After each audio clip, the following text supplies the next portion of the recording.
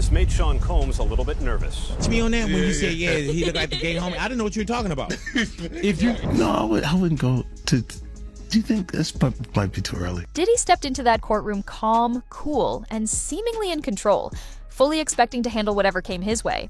But nothing could have braced him for what unfolded when 50 Cent's shocking audio started playing. The entire room fell dead silent as the bombshell recording filled the air. And just like that, Diddy's signature confidence shattered. The man known for keeping his cool was visibly shaken, unraveling right before everyone's eyes. In that moment, the trial shifted from a legal battle to a full-blown media circus. The question now, how did playful shots between rivals spiral into such a dramatic, very public meltdown? Sean Diddy Combs walked into the courtroom yesterday wearing a sweater over a white-collared shirt and gray slacks. He hugged his attorneys when he got in. The tension in the courtroom was thick the second Sean Diddy Combs stepped inside. He appeared calm, maybe too calm, rocking a sleek suit and dark shades, doing his best to project control. But for those paying close attention, the uneasiness was undeniable. Every eye tracked his every move as he crossed the room. Everyone could sense it. Something huge was about to unfold. The atmosphere wasn't just tense, it was suffocating. Quiet whispers rippled through the crowd, people sneaking glances at their phones, waiting for the next twist. Diddy gave a few polite nods to his lawyers and sat tall, determined to look unbothered by the storm swirling around his name. But that facade, it didn't hold for long. The statement is something you can tell it was written by a lawyer. Because there's a point where it kind of gets aggressive. Everything shifted the moment the new audio evidence was played. It came straight from 50 Cent's highly anticipated, and already controversial, Netflix documentary. As the recording echoed through the courtroom, a heavy silence swept over the room. Every word was crystal clear. Diddy's voice, lighthearted yet suggestive, joking about wanting to go shopping with another man, offering to cover the costs, talking about kicking it. On the surface, it all sounded casual, but in the middle of the serious allegations surrounding him, those words took on a whole new meaning. Suddenly layered, suddenly telling. This wasn't just a recording. This was a glimpse into the side of Diddy that 50 Cent has been alluding to for years. Various charges against him. The three main ones are racketeering, basically extortion, sex trafficking, and the transportation of people across state lines. Some people gasped. Others looked puzzled or uneasy. A few reporters in the back started frantically typing, realizing this was the moment their headlines would revolve around. Even Diddy's own legal team exchanged worried glances. Clearly blindsided by this clip being introduced as evidence, the mood shifted instantly. The calm shattered. Every eye in the courtroom turned to Diddy. At first, he sat motionless, staring straight ahead without blinking. But as the audio kept playing and the judge allowed more context to unfold, the cracks started to show. His jaw tightened. His hands gripped the table a little too firmly. Then, suddenly, he snapped. He shot up from his seat, shouting. His words were tangled, angry, defensive. He pointed furiously, demanding the audio be thrown out, insisting it was taken out of context, accusing 50 Cent of twisting the footage to humiliate him. The judge called for order. His lawyers rushed to calm him down, but it was too late. The mask had slipped. His composure was gone. Will you go out to the prison and will you visit him just for funsies? I don't know. Look, because you think that right now he can feel like I'm his enemy. wait, right now, what? Yeah, Why would you feel that way? I mean, I'm not his enemy, the federal government. 50 Cent isn't just watching this courtroom drama from the sidelines. He's the one steering it straight into the spotlight. His Netflix documentary, featuring that now viral audio of Diddy, wasn't some random creative venture. It was a calculated play. 50 knew exactly what he was doing. The documentary dropped at the perfect moment, right as legal pressure on Diddy was reaching a boiling point. And let's be real, the timing wasn't accidental. It was a power move, pure strategy. But I don't have that thing where, we ain't had no thing. I wasn't sending nothing at him, big. If it was on the street side like that, we would be actively doing things to each other. As both the producer and narrator of the documentary, 50 Cent made sure this wasn't just a look back at Diddy's career or achievements. It was crafted to peel back the layers. Each episode dug deeper, unpacking the whispers and rumors that had circled for years. But the real bombshell? That private audio recording slipped into the narrative, captured during what sounded like an innocent, off-the-cuff conversation. Diddy's words didn't just come off as odd, they sent shockwaves through a courtroom already filled with tension. And that's exactly the reaction 50 was aiming for. Say what you will about 50 Cent, whether you call him a master troll, a marketing mastermind, or one of hip-hop's most relentless score settlers, this documentary wasn't just about petty payback. There's a deeper play at work. Sure, the feud between 50 and Diddy has been simmering for years. Sly interview jabs, cryptic Instagram posts, and inside jokes about long-standing rumors. But with these new allegations and Diddy's mounting legal troubles, 50 saw his moment. And instead of dropping memes or taking shots online, he leveled up. He made sure the world heard the side of Diddy most people were never meant to see. Now, Fifth, when you continuously call Puff gay, does that affect No. your relationships in Hollywood? I don't call him gay. I said, Let me read it, Okay, Fifth. You could call it a personal vendetta, and maybe, in part, it is. But it also feels like 50 Cent is determined to shine a light on something deeper, something he believes the industry has kept hidden for far too long. His documentary wasn't just crafted as entertainment, it was wielded as both a weapon and a mirror. And whether people love him or hate him, there's no denying it's working. The fact that the court even accepted the audio as evidence speaks volumes about its impact. This wasn't just another recording, it was a bombshell that left the entire room stunned. It wasn't a casual chat. It was an unfiltered, raw glimpse into what had only been whispered about for years. As the audio played, it became clear that Diddy's words and behavior weren't just awkward. They were deeply unsettling. One of the most jaw-dropping moments came when Diddy casually suggested taking a man shopping. "Yo, why don't we go shopping? I'll pay for it," he said, as if it were the most ordinary thing in the world. But the way he said it, so confident, without hesitation, completely ignoring any professional boundaries, made it feel more like he was testing limits he had no problem crossing. The courtroom fell into a heavy silence. Everyone sat there, trying to process what they had just heard. At one point, Diddy even apologized, saying, "Sorry, Your Honor, I'm a little nervous today." But it wasn't just that one comment that raised red flags. The entire exchange painted a troubling picture. A man casually crossing professional lines in ways that could easily be interpreted as predatory. A passing comment about kicking it, followed by an unsettling remark about playing with your booty in Miami, left many in the courtroom visibly uncomfortable. These offhand comments made it hard to ignore the patterns of behavior people had speculated about Diddy for years. Whether or not he intended those words to carry such weight was one thing, but the fact he said them on a recorded call was undeniable. The courtroom buzzed with quiet shock. It was clear. This wasn't going away anytime soon. The audio didn't just cast doubt on Diddy's character, it seemed to support the serious allegations that had dogged him for years. For so long, people had hinted at questionable behavior behind the scenes. But now, the public had something tangible. This wasn't just rumor, it was proof. The recording also connected directly to broader accusations against Diddy, including claims about toxic behavior and manipulation within the music industry. His casual, dismissive tone, his blatant disregard for boundaries, it all aligned with the accusations that had followed him for years, no longer hidden behind closed doors. This audio brought everything into the open, making it harder than ever for Diddy to hold onto his narrative or keep his composure. The moment that audio entered the courtroom, it sent shockwaves through the case. This wasn't just a surprising twist, it was a turning point.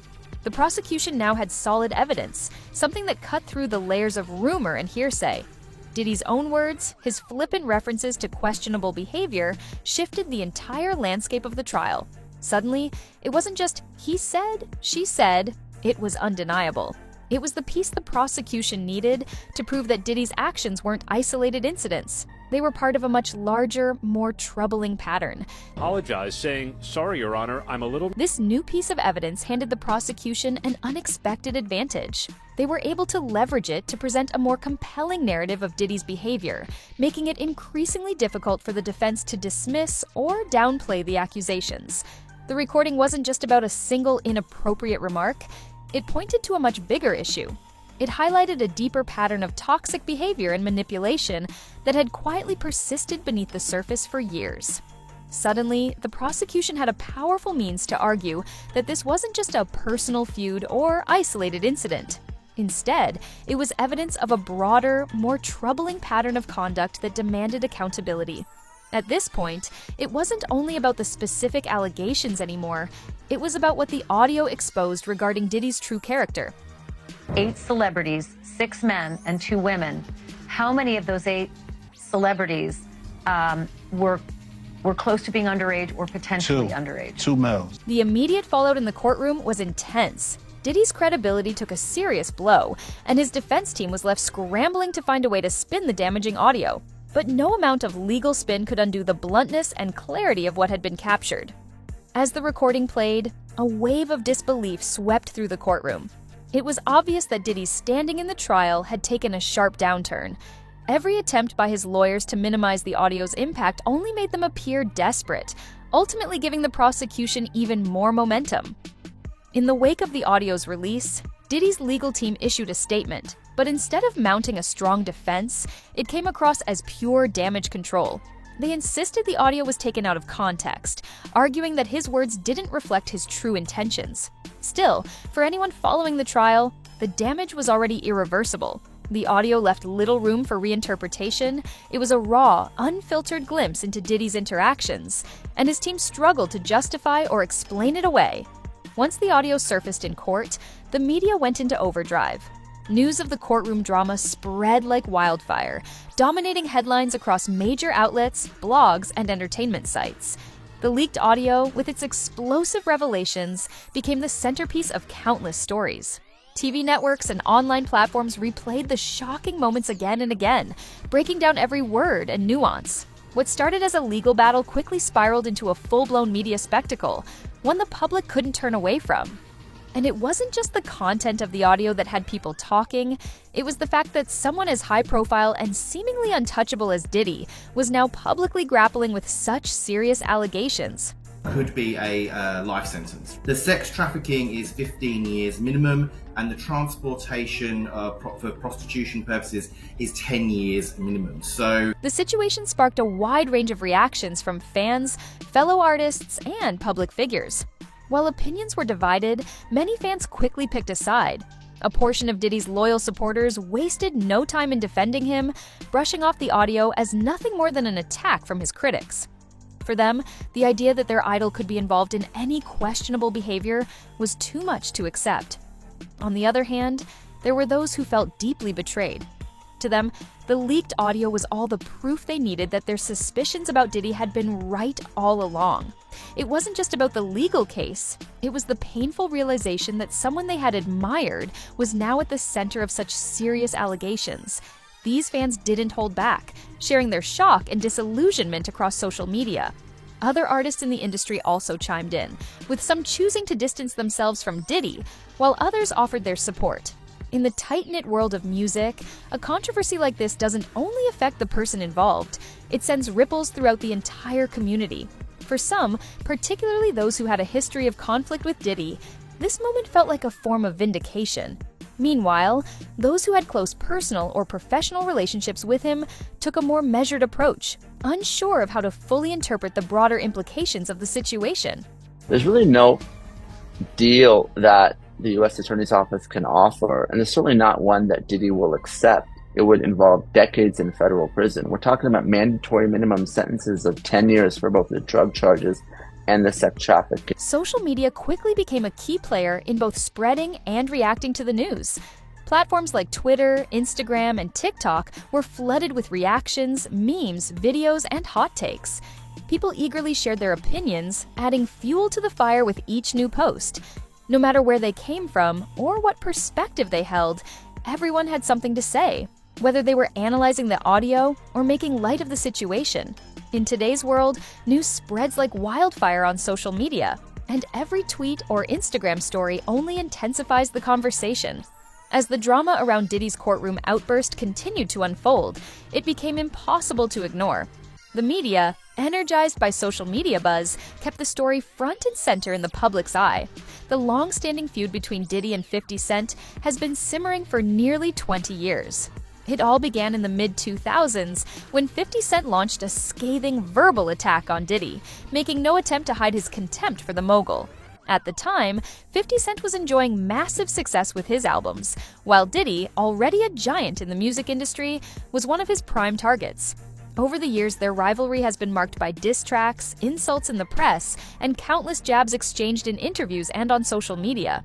Their battle has become a defining story in hip-hop, with fans and artists alike picking sides, making it one of the most talked-about feuds in the industry. It all first kicked off in 2006 when 50 Cent released a diss track titled The Bomb, which was aimed squarely at Diddy. The track served as a direct assault, exposing the underlying tension between them and setting the stage for years of public back and forth. Since then, 50 has consistently taken shots at Diddy, often accusing him of being fake or questioning his business practices. Despite the constant barbs, Diddy has typically kept his cool, refusing to let 50's attacks rattle him, until now. And how much detail he could go into about his testimony. And because the 8 people in the videos, the 8 celebrities in the videos were allegedly victims of sex crimes, we know who they are, but we will not be naming them. The recent courtroom drama sparked by 50 Cent's Netflix documentary and the explosive audio evidence it brought to light has added another intense chapter to their long-running rivalry. For anyone who's been following this feud, this latest twist shouldn't come as a surprise. 50 has made it clear time and again that he wasn't finished with Diddy. The documentary, which shed light on some of the more controversial aspects of Diddy's life and career, gave 50 Cent the perfect ammo to target Diddy's carefully constructed public image. The leaked audio, especially the parts where Diddy allegedly gets involved in some uncomfortable and bizarre exchanges, has only fueled the fire even more. For Diddy, this courtroom spectacle represents the biggest and most serious challenge to his reputation in quite a while. While he's been able to brush off past insults and digs, the revelation of this audio in such a high-profile setting is something he can't simply ignore. 50 Cent is playing the long game, using his platform in the documentary to strike when Diddy least expected it. And timing has never been more crucial. With Diddy currently facing legal troubles and in the midst of a trial, 50 couldn't have asked for a more perfect moment to turn up the pressure. So, what do you think about all of this? Drop your thoughts in the comments below.